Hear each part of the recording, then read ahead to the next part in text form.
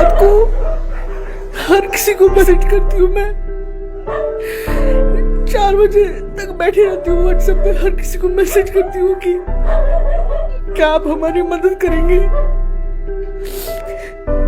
किसी भी तरीके से कर लो, क्योंकि सवेरे मैंने अपने जानवरों को मुंह दिखाना है।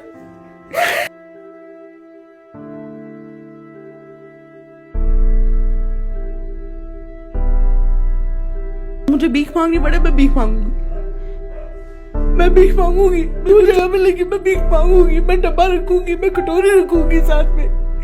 मेरे को अब कोई शर्म नहीं है। कुछ लोगों ने मेरे को सुझाव भेजा कि मैडम किडनी अपनी बेच दो। काफी जानवर यहाँ आ रहे हैं और किसी की आंखों की सर्जरी है, किसी को डॉक्टर का ट्रीटमेंट चाहिए। क्या मेरे जानवरों को रहने का हक नहीं है? क्या उनको खाना खाने का हक नहीं है?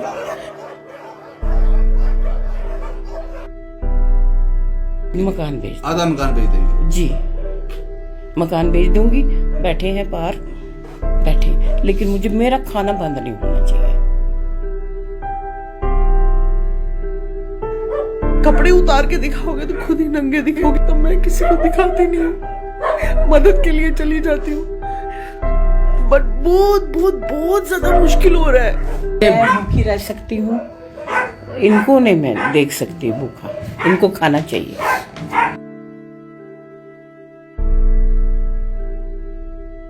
ये मैंने कोई खुद उठा के लाए नहीं है। अगर आप 289 देख रहे हैं तो उसमें से मुश्किल से मैंने 20 डॉग खुद उठा के लाए हैं जिनकी क्रिटिकल पैरालाइज्ड कंडीशन है। बाकी सब लोगों ने मेरे को पकड़ाए कि आप इसको रख लो, हम आपको पूरी इसकी मदद कर लेंगे। बाकी कभी दिखना भी नहीं। कुछ लोगों ने मेरे को ब्लॉक कर दिया।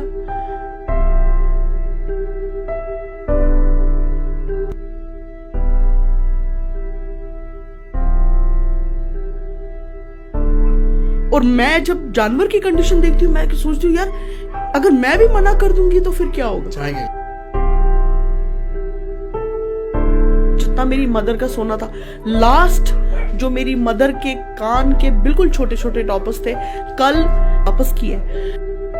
एक ज्वेलर जो है ना, उनके लिए तो होता है कि चलो हमसे कोई खरीदे या हमें कोई बेचे तो बेनिफिट ही है। वो मुझे जब भी देखते हैं ना, वो इतना इमोशनल हो जाते हैं। वो कहते हैं कि आप लोग क्या थे, क्यों कर रहे हो आप लोग अपने साथ ये। नॉर्मल रख रहे थे इनकी रूटीन।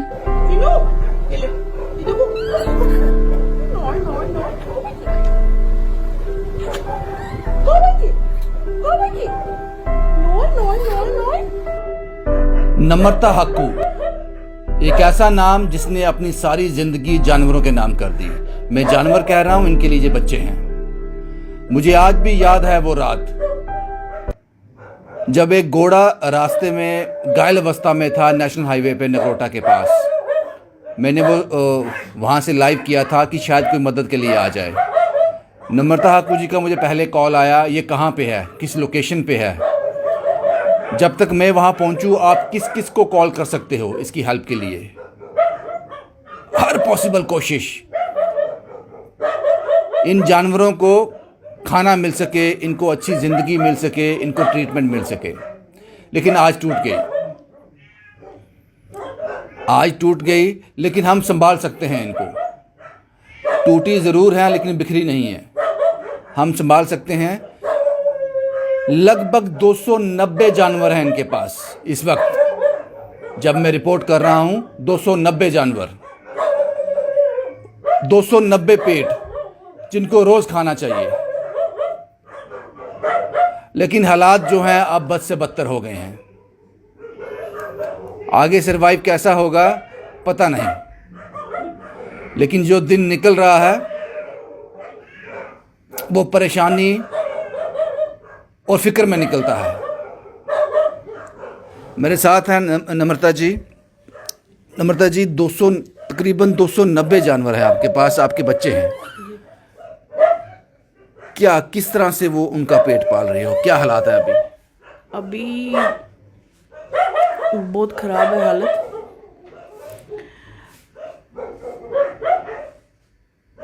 हमें अगले दिन का पता नहीं होता कि कौन सा ऐसा रिसोर्स लाऊं रात को हर किसी को मैसेज करती हूँ मैं, 4 बजे तक बैठी रहती हूँ व्हाट्सएप पे, हर किसी को मैसेज करती हूँ कि क्या आप हमारी मदद करेंगे, किसी भी तरीके से कर लो, क्योंकि सवेरे मैंने अपने जानवरों को मुंह दिखाना है। मैं उनको खाली बैग लेके जा नहीं सकती हूँ उनके सामने। फिर सवेरे जैसे 50 रुपए 100 रुपए ऐसे करके लोग डाल देते हैं, मगर हम बहुत परेशान हैं, बहुत ज़्यादा परेशान हैं, क्योंकि काफ़ी जानवर यहाँ आ रहे हैं और किसी की आंखों की सर्जरी है, किसी को डॉक्टर का ट्रीटमेंट चाहिए, और जितने भी लोग हैं वो ये समझते हैं कि शायद इन लोगों के पास बहुत सारा है पैसा जो ये करेंगे, मगर कहते हैं ना कि अपना कपड़े उतार के दिखाओगे तो खुद ही नंगे दिखोगे। तो मैं किसी को दिखाती नहीं हूँ, मदद के लिए चली जाती हूँ, बट बहुत बहुत बहुत ज़्यादा मुश्किल हो रहा है। मैं रोज़, आप किसी को भी, मैंने कोई ऐसा इंसान नहीं छोड़ा जम्मू में, कोई अच्छी ओहदे वाला या कुछ भी, जिनको मैं मैसेज नहीं करती। आदो ने मुझे ब्लॉक कर दिया कि ये रोज़ एक इरिटेटिंग मैसेज भेज देती है। कुछ लोगों ने मेरे को सुझाव भेजा कि मैडम किडनी अपनी बेच दो, कुछ लोगों ने बोला कि जानवर निकाल दो, मगर मेरा ये सवाल अपने सारे उन लोगों से जो जम्मू JNK में रहते हैं, क्या मेरे जानवरों को रहने का हक नहीं है? क्या उनको खाना खाने का हक नहीं है? हमें भी तो उतना ही हक है जितना उनका है। तो मेरी क्यों नहीं मदद हो रही है, उनकी क्यों नहीं मदद हो रही है? यही है। ये 290 जानवर कहाँ से लाए आपने, कहाँ से लिए हैं ये वही हुआ जो स्ट्रीट डॉग्स हैं या बाहर लोगों ने फेंक दिए? नहीं, मेरे को कितने सारे लोग फ़ोन करते हैं, लाइक इमोशनल ब्लैकमेल करते हैं कि मैडम अगर आप नहीं मदद करेंगे हम इनको कहीं छोड़ देंगे। बड़े अच्छे रिनाउंड जैसे डॉक्टर्स हो गए, कुछ हो गए, जिन्होंने अपने घर में 5-5, 6-6 साल तक डॉग्स पाल लिए और बाद में किसी से पता कर लिया कि कहाँ है ये, हमारे पास छोड़ दिए, और वो भी एक्सट्रीम फ्यूरियस डॉग, और मुड़ के कभी देखा नहीं। इतने ऐसे लोग हैं कि जो हमें बेवकूफ़ बना के सुरिनसर वाली जगह तक लेके चले जाते हैं कि मैडम वहाँ पे डॉग है, तो हम लेके उसको यहाँ पे ऑपरेट कर देते हैं, फिर वापस छोड़ देते हैं, और जब वापस जाने की बारी आती है तो उनको यहाँ छोड़ देते हैं, तो कभी वापस फिर आते भी नहीं है उनको देखने के लिए। ये मैंने कोई खुद उठा के लाए नहीं है। अगर आप 289 देख रहे हैं तो उसमें से मुश्किल से मैंने 20 डॉग खुद उठा के लाए हैं जिनकी क्रिटिकल पैरालाइज्ड कंडीशन है। बाकी सब लोगों ने मेरे को पकड़ाए हैं कि आप इसको रख लो, हम आपको पूरी इसकी मदद कर लेंगे, बाकी कभी दिखना भी नहीं।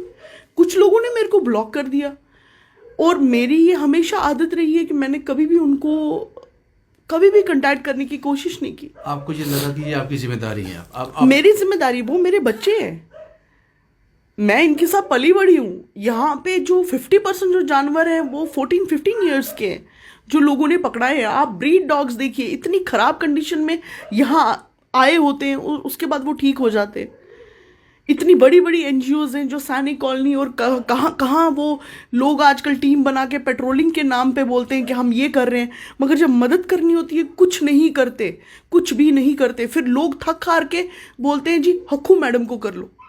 और मैं जब जानवर की कंडीशन देखती हूँ मैं सोचती हूँ यार अगर मैं भी मना कर दूंगी तो फिर क्या होगा, जाएंगे कहाँ पे, होगा क्या? कल न्यू प्लॉट में कुछ एम्प्लॉय जो लड़कियां थी, फीमेल लड़कियां थी, वो तड़प रही थी कि यहाँ पे एक फीमेल डॉग मर गई रास्ते पे, उसके बच्चे थे, किस को नहीं किया, और सबने डिनाई कर दिया।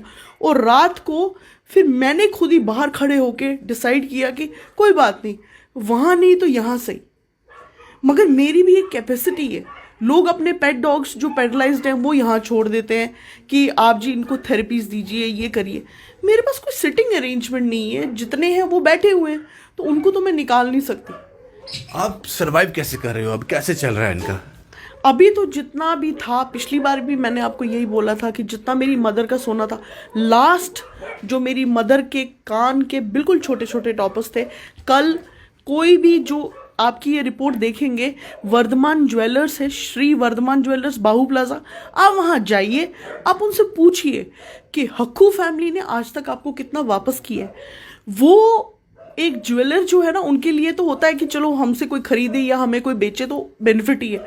वो मुझे जब भी देखते हैं ना, वो इतना इमोशनल हो जाते हैं। वो कहते हैं कि आप लोग क्या थे, क्यों कर रहे हो आप लोग अपने साथ ये।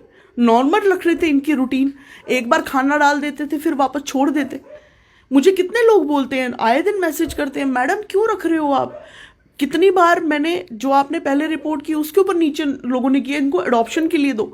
मुझे बताइए कौन इनका ख्याल रखेगा, कौन इनको वैसे रखेगा जैसे हम रख रहे हैं। हमने सबको ओपन रखा हुआ है, सबका खाना प्रॉपर है, हमारा एक प्रॉपर एक डाइट है।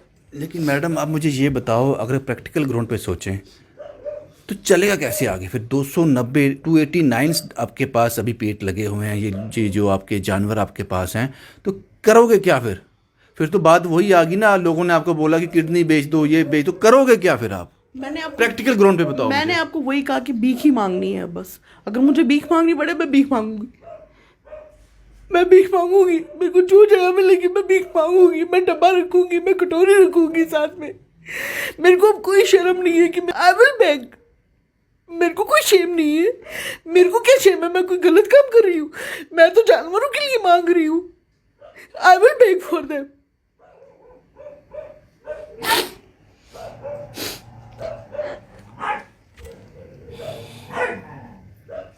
जनाब बहुत सी कहानियाँ की हैं मैंने, ह्यूमन इंटरेस्ट में लोगों के लिए आपसे मदद मांगी है, लेकिन इन 289 जो एनिमल्स इनके पास हैं, आज मैं आपसे गुहार लगाता हूँ, इनको मदद की सख्त ज़रूरत है, बहुत सख्त ज़रूरत है इन लोगों को मदद की।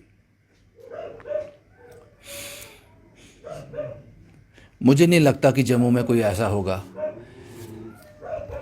जो इतना परेशान है। उसकी आंखें इसलिए गीली हैं, अपनों के लिए नहीं, लेकिन जो उनके साथ जुड़े हुए हैं उनके लिए।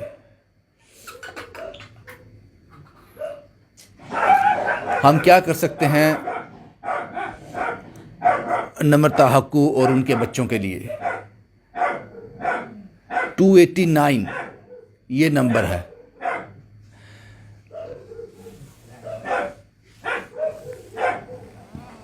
आप देख लीजिए, मैं हक्कू मैडम का नंबर डाल दूंगा कैप्शन में, फ़ोन नंबर डाल दूंगा, आप उनको कॉल कर लीजिए, क्योंकि इनको सख्त ज़रूरत है, बहुत सख्त ज़रूरत है। मुझे लगता है कि ये भी एक अच्छा काम होगा, शायद हम इनके किसी काम आ सके। आपका नाम क्या है मैम? मेरा नाम है उर्मिला। उर्मिला जी, आप मदर हैं नम्रता जी की। जी, क्या कुछ बेच दिया अभी तक, क्या कुछ बेचा है आपने? जो था बेच दिया बच्चों के लिए, क्योंकि बेटी ने मैं भूखी रह सकती हूँ, इनको नहीं मैं देख सकती भूखा। इनको खाना चाहिए, इनको खाना चाहिए। और बिल्कुल मैंने कहा कि मेरा तीर्थ तभी होगा जब ये पूरी आराम से इनको हर एक चीज़ की फैसिलिटी होगी, तभी मेरे तीर्थ सफल होंगे। बेटी ने कहा कि वो शादी नहीं करेंगी कभी भी, अपना सारी ज़िंदगी उन्होंने इन जानवरों के नाम कर दी। कभी मना नहीं किया आपने कि क्यों कर रही हो अपनी ज़िंदगी के साथ ऐसा, आगे क्या पता कल आप, एक उम्र होती है, एक उम्र के बाद आप समझ रहे हैं मैं क्या कहना चाहता हूँ, उसके बाद क्या कभी कहा नहीं आपने? बच्चे जब ग्रोन अप हो जाते हैं, वो खुद सोचते हैं कि अच्छा क्या है बुरा क्या है। पीछे पड़े रहें बच्चों की, तो वो गलत है। आपको लगता है कि ये सब कर ये एक अच्छी ज़िंदगी जी सकती है? मुझे तो अच्छा लगता है। बेटी के लिए कभी लगता है कि ये एक ज़िंदगी अच्छी ज़िंदगी ये है? कि मैं कहती हूँ कि इसको सपोर्ट चाहिए, इसको सपोर्ट होना चाहिए हमारे बाद। इसको मतलब कोई होना चाहिए जो इसको सपोर्ट करे। मेरे कहने का मतलब ये है, अकेली न पड़े। आपको लगता है कि आने वाले दिनों में अगर कोई मदद नहीं मिली तो मुश्किल हो जाएगा? जिस भगवान ने पैदा किया, शायद क्या पता क्या रास्ता उसने निकाला होगा। मैं बात करती हूँ कभी बैठ के, अभी मैं शाम को मैं कहती हूँ, मैं अभी सुबह भी बोल रही थी इनको, मैं कहती हूँ मैं मकान ही भेज दूँगी। मैं नहीं इतना मकान बेच दोगे तो रखोगे कहाँ पे इनको फिर? एक साइड बेचेंगे, मकान बेच देंगे इनके लिए? मकान बेच, आधा मकान बेच देंगे? जी मकान बेच दूंगी। बैठे हैं बाहर, बैठे, लेकिन मुझे मेरा खाना बंद नहीं होना चाहिए। मेरी ये मर्जी थी, मैंने कहा मैं आप गाहक ढूंढ लो, मकान बेच दो, इतना तड़पना नहीं है। ये कहानी है जनाब नम्रता हक्कू। मुझे याद है जब बड़ी ब्रह्मना में एक घोड़ा मेंटली अपसेट था, 3-4 लोगों को काट खाया उसने, और जब हम रिपोर्ट कर रहे थे तब नम्रता जी का मुझे एक बार फिर कॉल आया। उन्होंने कहा रविंद्र जी कोशिश करना इसको चोट ना लगे, अच्छी तरह रेस्क्यू हो जाए। एक अलग किस्म का दिल रखती हैं नम्रता जी, लेकिन तकलीफ़ में है, बहुत ज़्यादा तकलीफ़ में है, लेकिन पॉजिटिविटी है। शायद प्रैक्टिकल सोचना ही नहीं चाहती। जो दिन निकल गया वो अच्छा। और पिछले 25, 26, 27 साल से इन लोगों का पेट पाल रही हैं। 289 का नंबर है। क्या कर सकते हैं हम इनके लिए? आप लोगों ने कभी मायूस नहीं होने दिया, लेकिन मुझे लगता है कि बहुत ज़्यादा ज़रूरत है। अब आप क्या करेंगे, किस तरह से करेंगे, ये आप फैसला कीजिए। मैं कैप्शन में नम्रता जी का फ़ोन नंबर डाल दूंगा, बाकी आप फैसला कर लीजिए, क्योंकि आने वाले दिन इनके लिए और भी ज़्यादा मुश्किल हो जाएंगे। शुभम कुमार के साथ Ravindra Singh, the state sentinel के लिए।